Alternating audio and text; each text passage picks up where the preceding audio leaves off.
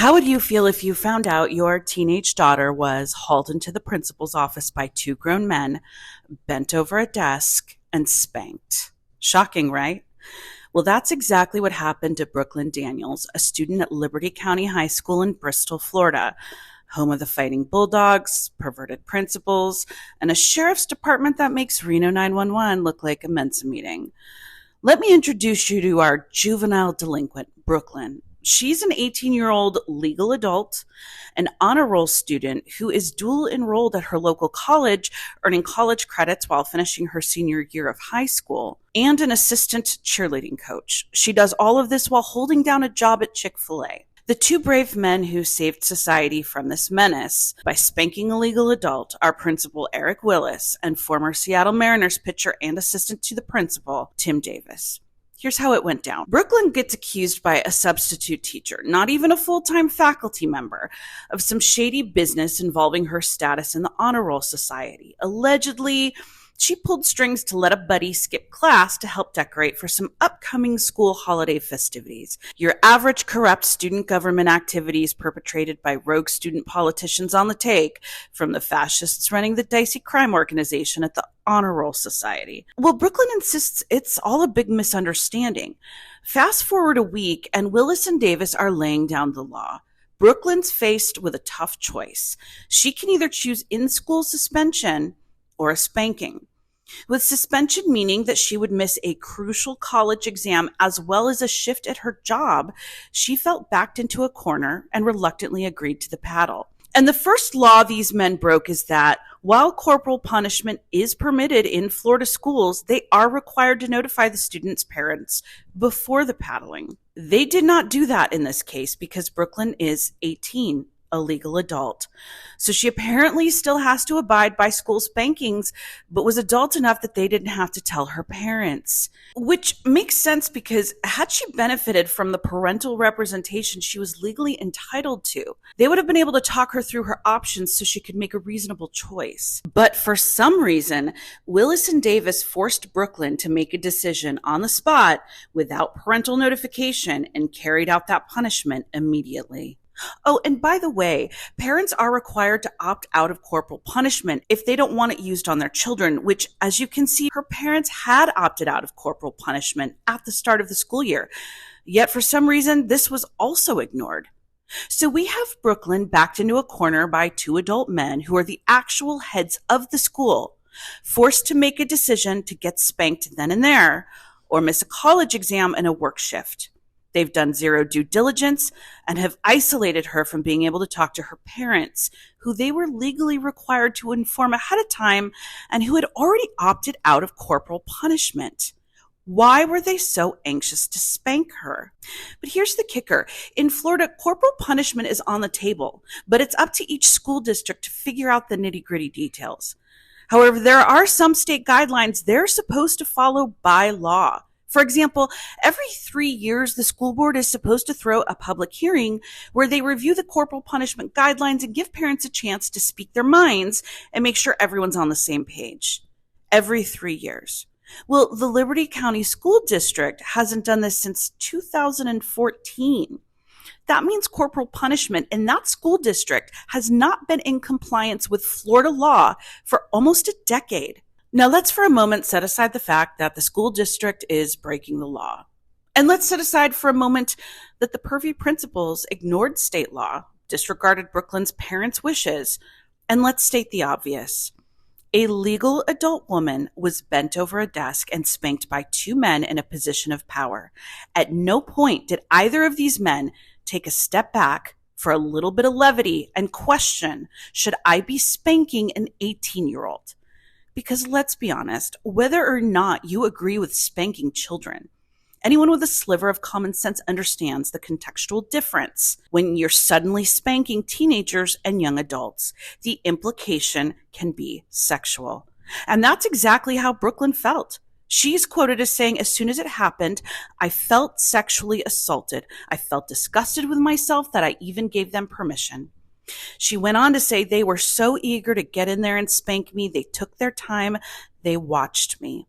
Brooklyn said it was assistant principal Tim Davis, the former Major League Baseball pitcher, who did the spanking, while Principal Eric Willis observed and laughed. She noted, "I felt like they really just got off by it." Needless to say, Brooklyn's parents are pissed. Brooklyn's mom, Christina Van, used a school chat app called Parent Square to let Davis know she was unhappy. But Davis declined the photos that she offered and brushed it off, saying, "Oh, I was super gentle with her. Don't worry. I'm practically known as the softie with the paddle around here. And especially with girls, I go even easier." Then, Tim, I have to ask, what's the point of doing it? If you're going easy with these soft spankings, what exactly was she to have learned from this entire incident? Christina then went to the police, where she had the displeasure of dealing with this guy, Undersherrif Robert Dusty Arnold. Dusty waved off the whole thing as a non-issue, saying it's just your run-of-the-mill permitted form of discipline that Brooklynn Daniels signed up for. In other words, it's all getting blown out of proportion. He told media outlet The 74 that he knows Willis and Davis personally, and they're good Christian men, and that Brooklyn was a, quote, beauty queen looking for social media views. I wrote Dusty and asked, do you think that assuming good intentions by these two men because you know them personally and they're Christian is a common blind spot that allows men in positions of power to remain unchecked by law enforcement when their intentions are suspicious? He's yet to respond. Interestingly, not long after Brooklyn and her parents went to the police, they moved her to home studies for the remainder of her senior year, and then Brooklyn was quietly unenrolled from her high school, again, without parental consent or even notification. Thankfully, someone from the school board stepped in and re-enrolled her, I'm guessing because they were smart enough to speak to legal counsel. But it's hard to believe that there isn't corruption happening in this matter and that law enforcement like Undersheriff Arnold is willfully turning a blind eye. Interestingly, Undersheriff Arnold is running for re-election and claims to be a Republican, but as with many of Florida's Republican politicians, they don't seem to be aligned with limited government involvement. And that's where students like Graham Bernstein have stepped in. Graham Bernstein is a University of Florida student who became concerned with corporal punishment in Florida schools after another spanking incident in Hendry County sparked large debate. The Hendry County incident took place in April of 2021, where a mother secretly recorded staff paddling her 6-year-old daughter for scratching a computer screen. The incident occurred at Central Elementary School in Clewiston, Florida, after the mother was told to bring $50 to cover damages for the cracked screen, and then informed that paddling was sometimes used as discipline. The mother, who, according to the family attorney, was scared and confused about her rights in this situation, recorded the incident and shared it to shed light. The video shows Principal Melissa Carter paddling the child while an assistant holds her down. Principal Carter can be heard saying, "You better be glad you're not my daughter because I would spank you all the time for acting like that." Principal Carter remains principal of Central Elementary School to this day. Graham noted the failure of legislative attempts to ban corporal punishment in Florida. So he teamed up with a classmate, Konstantin Nakov, to write a bill aimed at changing the perspective on corporal punishment in the state. To understand the issue better, Bernstein and Nakov researched corporal punishment in Florida schools and found that it was disproportionately used on certain students, including those in special education, and often for minor infractions. They discovered that in Columbia County, for example, corporal punishment was predominantly used for minor offenses like using inappropriate language or disrupting the classroom environment, rather than for more serious incidents. Bernstein and Nakov targeted Republican legislators from rural conservative areas where corporal punishment is prevalent, pointing out that it is not aligned with conservative values around limited government intervention, and pointing out that the ban is a way to protect parental rights. While the bipartisan bill unanimously passed in the first committee, it died in the subsequent subcommittee. But that's not necessarily a result of the bill so much as Florida's legislative process. I spoke to Graham about it, and he said because of Florida's 60-day annual legislative session, unless something is a priority of the government or leadership, like the Speaker of the Florida House, it can take years to pass, even if it's a good bill. He went on to say, "We unquestionably intend to run this bill during the next Florida legislative session in March of 2025 and expect the bill to progress further this time."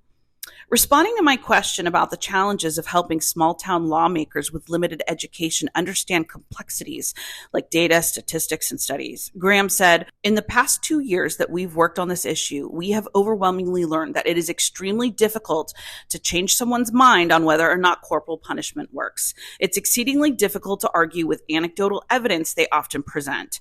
Since in telling them that the fact that they were hit was wrong and that hitting doesn't work, you're basically telling them that their childhood and their family or personal life involved them in experiencing something traumatic that was bad for them." Brooklyn and her family have obtained legal counsel to manage her case, but they're not stopping there. It's not just about finding a resolution for Brooklyn's incident. They aim to create a school system that doesn't treat kids like punching bags. They've launched a change.org petition calling on lawmakers to ban the systemic issue prevalent across 19 school districts in Florida. I urge you to sign it. The link is in my bio. I will update the story as more unfolds. And until then, our younger generations have a brighter future thanks to Brooklyn speaking up on an issue that was very uncomfortable and embarrassing for her. But she did it anyways, and we're very proud of her.